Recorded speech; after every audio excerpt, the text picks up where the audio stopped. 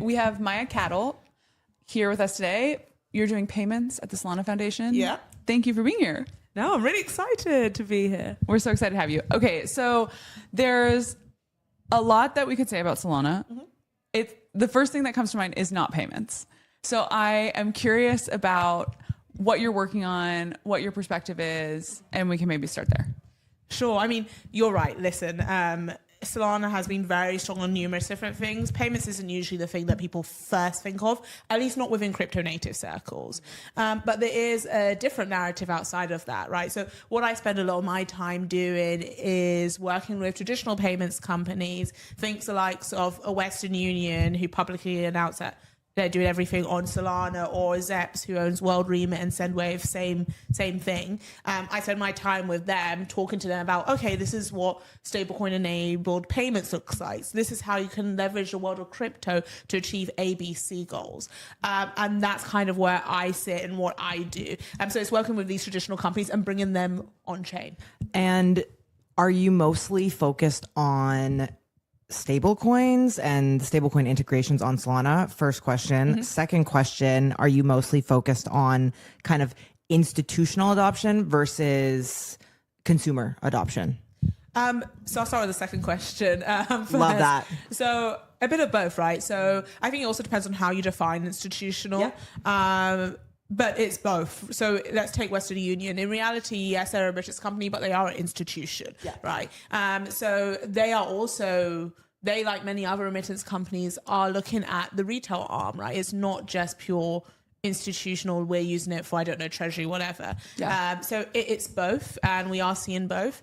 I think some of the fastest adopters generally of crypto and its stablecoin enabled payments are companies that, there's two categories. One that have a huge exposure to exotic currencies. So these are non-G10 currencies. So they have a real need for stablecoins, real benefit. Yeah. And then the other category are the players who want to be banks but haven't been able to be banks because of regulatory reasons. So these are the big household names, giants that you probably know of. And they're now using this opportunity to become basically a bank in multiple jurisdictions and markets. And to answer your first question, it is mainly stable coins at the moment. However, a couple of nuances. Firstly, a lot of us are still thinking US dollar denominated stablecoins. That is largely the case, but there's starting to be conversations about non-US dollar stablecoins. What does that look like? How can I leverage that in my treasury? I'm already having to go between US dollars and whatever other currency. Well, the US dollar aspect is coming on chain. What about the other side? And then on top of that, I view it as a bit of a top of funnel. If you're bringing your treasury on chain, you'll want to do more and more on chain as well. So it's just a starting point in many ways. Yeah. So I'm sure you're having a lot of conversations with these institutions. You're sort of explaining what the value proposition of crypto is generally, and then Solana more specifically. What is the most common pushback that you're getting? The most common pushback, or even not even necessarily pushback, but like question, where are they the most unclear on what the value prop is? I think sometimes they're concerned or they're questioning, well, what is the biggest delta of leveraging stable coins, especially sometimes for treasury-based use cases? Because if you're moving such a huge volume, right, the argument of it's cheap, less so, right? Because in reality, if I'm moving, I don't know, 100 million at a go, paying $40, like, can afford it. Yeah, that's a rounding error. Somehow I'll manage without losing sleep, right? So that sometimes is a narrative, and that's a narrative shift, and just explaining to them that actually it's not just about the affordability. It's more that if you're serving specific markets, you have to move money on a Thursday because Fridays or Saturdays you can't move money. You need to have amount pre-funded in that market. You don't have to do that anymore, right? You can easily move money, and that means that you can keep more of your money in, I don't know, US dollars, earn income and interest on that in a way that you wouldn't be able to before. So there's that monetary gap and opportunity that opens up by using stable coins. Now that is not Solana specific pushback. That's just a general pushback. Typically, the pushback is less about us as a chain and more about crypto more broadly. That makes sense. And I guess speaking of you as a chain, yes, why would Western Union adopt Solana versus a different chain? What are the kind of differentiators with stable coins working on chain in Solana? Sure. So there's a couple of reasons. So one is if you're thinking from a retail perspective, that's where fees do matter. So Solana obviously has local fee markets, which means that our fees are not globally determined. So to use an analogy, it's similar to Uber surge pricing. If there's a concert happening in New York and you're in London, the prices aren't globally determined. It's segregated or localized. And that's how Solana's local fee markets are structured. And that's really important for retail because every bit matters. And it's not just about affordable or cheap fees. It's about predictably affordable. That's important. Okay. That's super interesting. Yeah, that makes a ton of sense. Yeah. Okay, I want to shift gears a little bit into, you said you've been to one other Breakpoint in 2022, yes. right? Where was that? That was Lisbon. Okay. It was so great. This was an amazing city, amazing city. How has the conference changed? How Solana as an ecosystem differed from 2022 to today? I mean, it's scaled significantly, right? It's so huge. And also I think what's interesting is there's a different sort of player that's now coming to Breakpoint, right? We're starting to see bigger traditional payments companies come in, bigger institutions. These are household names where my mother, who doesn't know crypto, knows of these companies. They're here at Breakpoint. They want to learn. They want to engage with the ecosystem. And so that is a huge shift and an excited shift and momentum. And so it's really the scale and the sort of how our ecosystem has evolved. We have always had and will continue to have a really rich DeFi ecosystem, a really rich ecosystem of net new use cases, new founders, new startups that we want to continue to support. But now we're also seeing the institutions and traditional players come, and seeing that marriage between the two is beautiful to see. Yeah, that's so great. And what, I mean, I know that we're very early in Breakpoint, like this is the first day, but what kind of themes are you seeing, even looking at the speaker list? What are you kind of metas, dare I use the term, that are emerging or that you're excited about? So there's obviously going to be a lot of new announcements. That's happening. what we've been hearing. Everybody's teasing these announcements. So stay tuned. I'm not going to be the one to spill. I was going to say, it seems like you know some, but we get it. We get it. It's not going to be me. If someone does it, it's not me. So there's a lot of new exciting announcements. So there's a lot to be said about one, internet capital markets, which is of course a key thesis that Solana is really pushing and has been very active in, right? So that's fundamentally bringing new assets on chain. The ultimate goal is that IPOing happens on chain, right? And different steps towards that is bringing, for example, tokenized money market funds, credit, private credit on chain, etc. And so there's a lot that's going to be ramped up on that front with traditional players as well. Yeah. So now that's something obviously more closer to what I do, right? But big payments companies that I work with, right? They're bringing their treasury on chain. What are they going to do if they want to earn interest or yield? Totally. So they're going to invest in a tokenized, money market fund, in tokenized T-bills, etc. Because that's a way in which they get the NIM, the interest that they would get off chain. The layers kind of like once you start here, top of funnel, going down all the products after you get those big institutions on chain. Totally. It's like putting their treasury on chain is like a gateway drug for them for all these other things. Yes. You can use that in your big board meeting. I will probably avoid saying gateway drug. Crypto. I'm not sure how like the big payments that when I'm speaking to the CFO, I'm like, this is kind of your gateway drug when you think about it. Oh my gosh. Okay, one last question. We're almost at time here. Cool. Why did you take this job? Like, what was your motivation? I wanted to know that as well. So they weren't hiring. Wow, you created this job. I created this job. You walked right in the door that was closed. I got connected. So I would always go to, let's say, local super teams when I was based in London. So I'd go, there's a super team co-working day in London every week. And so I'd go there, hang out with a lot of people. Someone I met, and I was talking to them about Solana and my ideas. Like, oh, I should connect you to someone. I met with people from the Solana Foundation. I was like, listen, you need to hire me because now this is what I love to hear. I was like, you need to hire me. This is what needs to be done, ABC. And then usually, and I didn't realize this at the time, usually Solana Foundation can take sometimes a few months to hire someone. My hiring process was 2 weeks. Like it was really Wow, accelerated. cool.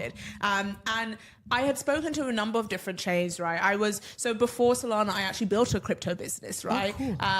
Crypto payments business, mainly focused on emerging markets. Cool. And I had spent a period of time, as many people in crypto have, where they're like, do I want to stay in crypto? Is this what I want to continue doing? I realized I did. And then I started speaking to different chains, different players. I spoke to a lot of different chains, and I started to realize a few things. One, when I was putting forward ideas of how the chain could grow, how they could think about BD, how they can think about payments, I kept cross-referring back to Solana and what they were doing. Two, every time I spoke to, pretty much every chain I spoke to was referencing, wanted to recreate something Solana did. And then three, I started to notice, and this was before the Genius Act, right? Before we saw the institutions really come in a meaningful way. I started to notice that a lot of the top tier talent who had spent decades in finance, in fintech, in banking, when they were launching their crypto company, they were doing it on Solana. Think of the likes of Cast, Sling Money. These are founders who are deeply experienced in finance, in banking, in neobanking, in fintech, and they kept choosing Solana. And so I was like, I kind of sat back and I was like, why would I go anywhere else, right? Why go the place where everyone? Why not go where everyone wants to be? Totally. Right? It's like why not go for the best? And so here I am. Wow, I love it. Created your own job, and they are lucky Create to have your you. own job. So great. Mind you. Totally. Yes. Maya, thank you so much. Yeah, It was thank such you. a pleasure. I'm So bullish great. on what you're doing. Yeah. And it was so nice talking with you. Thank you so much, guys. I appreciate it. Ran Goldie, Yes. SVP of Payments and Network at Fireblocks. Thank you for being here. Thank you for having me. So you guys secure $4 trillion in digital assets. With That a T. is insane. It is. But tell us a little bit about Fireblocks. Just like, explain it like I'm 5. Okay. For the listener. Okay. I explain you're 5. I have one for this, right? So imagine that you go to a bank Okay. and you're asking them, where are you keeping all your money? And they're telling you, here's a safe. And it's a very huge physical safe, right? Okay. You need like 4 keys to open it and whatever. It's like a huge door. Yeah. We make that for digital assets. Okay. Right? So we make those amazing safes. So if you are Robinhood and you want to get your 50 million users with a wallet and you want it to be super safe, you call Fireblocks. Okay. Right? Your Visa, you want to move money around the world, you want that money to move safely, you want it to be in safes, right? You call Visa. Sorry, you call Visa, but then you call Fireblocks. I was going to say, Visa Right. calls you. Yes, they do. Okay, perfect. Comes into the next question, which is I've used Fireblocks user. I've always thought of it as a custodian, as someone who keeps everything safe versus as a payments provider versus as kind of off, like that to me is your primary service. And I've kind of been noticing in the language and the messaging that maybe you're moving into other things. Are you? Yeah. Good catch. So Thank you so much. yeah, so you're very, very sharp. So we started, and we were very lucky to start in 2018. Wow. In creating this. Wow. That's- Yes. Cool. Was there even any money to store at that point? I To be honest. like my money, right? Yeah, we had yeah, like yeah, we yeah. had like Just $10, yours. Yeah, just yeah. $10, right? But we started as like this, a place to create custodial vaults, and again, we are not, by the way, a custodian ourselves, right? Okay. We give our Clear. tech Got it. to custodians. We Okay. give our tech to Understood. exchanges, right? Okay. We're not in the flow of funds per se, and over time, like more and more different type of companies came in, right? So payment companies came in, and it wasn't just like, okay, we want to store money. No, it's actually we want to move money. And then people came in and said, actually, we want to tokenize. We want to create money. We want to create stable coins. So we created that. Okay. And now, obviously, DeFi came in. So now Fireblocks is, yes, across the board, from it. orchestrating money movement to creating safe wallets to creating tokenization solutions, and the 4 trillion, by the way, that's 5. I didn't want to interrupt, but it's 5. Just in Okay. case another I know. trillion's I know. on. Another It's trillion. actually why we talk, right? But no, seriously. It'll be 6 by the end of the conference. But seriously, 5 trillion. That 5 trillion Unbelievable. is it's interesting because 2.2 trillion out of that is trading, right? Okay. And actually 2.8 is not trading, which Wow. is interesting because if we would go back, right, like Yeah. 7 years or something, it was all trading. Yeah, of course. Right? Absolutely. Speculative trading, that's what it was. Yeah. Right now, we have about I would say $1.2 trillion moving a year of stable coin for payments, Okay. right? Which is crazy, by Yeah. the way.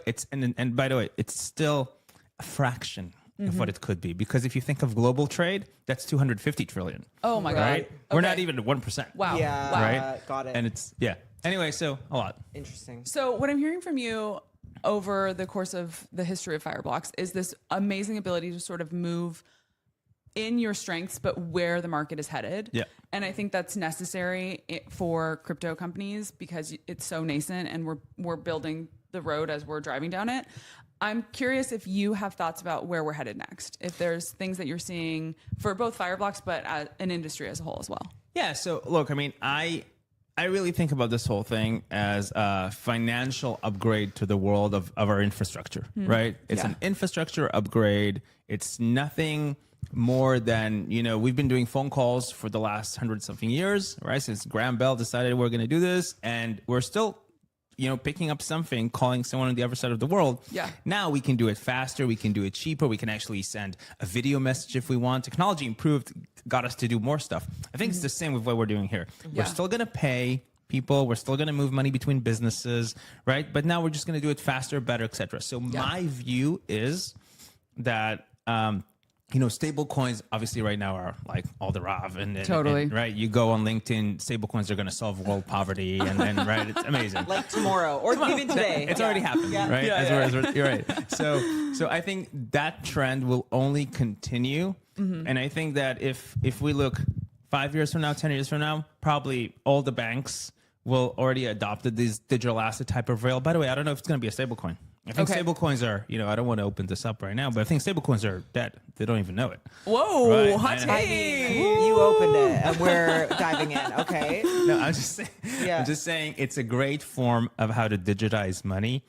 I'm not sure that the banks amongst this world really want to hold one-for-one reserve. I Yeah. think their business model is not. Right, It's right, right, rehypothecation. Yeah, Right. totally. So tokenized deposits, in a way, I think is where it's going to go. But it doesn't Okay. matter. I can't say I know for sure. What I'm Okay. saying is, stablecoin, tokenized deposit, whatever you want to call it, that would only continue to explode and take over the infrastructure. And I think that in 5 to 10 years, we will be just a faster, better economy globally because of this. Yeah. That's what I think. I mean, stablecoins are dead is what was that? So, okay, maybe what are you most looking forward to, or what is your biggest focus right now? Payments and network, those are broad terms in terms of what you're overseeing. Yeah. So yeah, what are you most excited about? Yeah, so I think that, okay, let's zoom out for a second. Our space, digital assets, crypto, whatever, I got into this in 2016, and I think that the first wave was really like, let's call it hardcore crypto natives, crypto trading, crypto speculation. That was the biggest wave until I think 2020, 21. Something like that. And then the second wave came in, which is stable coins and payments. That's the wave we're currently at, right? In 2025, unlike 24, by the way, we saw more incumbents than ever. MoneyGram, the Visas of the world, Stripe, obviously buying in 24, Bridge and whatnot. Yeah. So I think that's going to be 26 for us. I think 26 is really like more remittance companies, more incumbents coming in, doubling down. I think what's going to happen, and I think that's like a 27 kind of thing, 28, is the real world asset and tokenization aspect. Love it. We're already seeing innovation hubs like, even Robinhood tokenizing stocks and obviously BlackRock with Biddle already like a year or something ago, but it's still on, at the edges. I think that will be 28, 27. Okay, cool. Okay, so I know the conference is just getting started. We're day one here, but what are trends you're seeing here at Breakpoint? What are projects you're excited about? Is there anything that's really stood out to you so far? Yes. So you want to ask something else? No, I'm like, you have an answer. You're confident. I'm like, yes. Everybody else so far today has been like, Well, just yeah, and it's you're like, early, and you're like, glad no, I you got it. asked. I'm like, No, because so the reason I'm a big fan of Solana is, first of all, obviously the vibrant ecosystem that's happening here. There's this conference is nothing like any other conference, honestly, and it's crazy. It's crazy. So thousands of people. It's crazy. What I am really looking forward to, and I've seen, several companies already doing this, is focusing more on privacy. Now, I want to tell you how important this is because as these incumbents coming in right now, like I go and I talk to, I don't know, like a very large bank or a very large payments company, and I start telling them, first question is obviously, oh, Goldie, well, can you please tell us what's a stablecoin really? Great. I tell them what it is. I tell them how it works. And then they're like, what do you mean everyone can see the transfers? Now no, thank you. Now we've been here for a decade. We don't care. This is how we were educated. This is how blockchain works. Yeah. For them, it makes no sense. Yeah. So what I saw actually downstairs is at least like 3 companies thinking about how to solve that. Love it. And I think that will be super interesting in 26. Cool. Yeah. And Solana enables that through their native confidential transfers and programs. That's what I love about this. Cool. Goldie, thank you so much. Yeah, thank Such you. a pleasure you. to have you. You were Learned so amazing. much. Yes. Thank you for having me.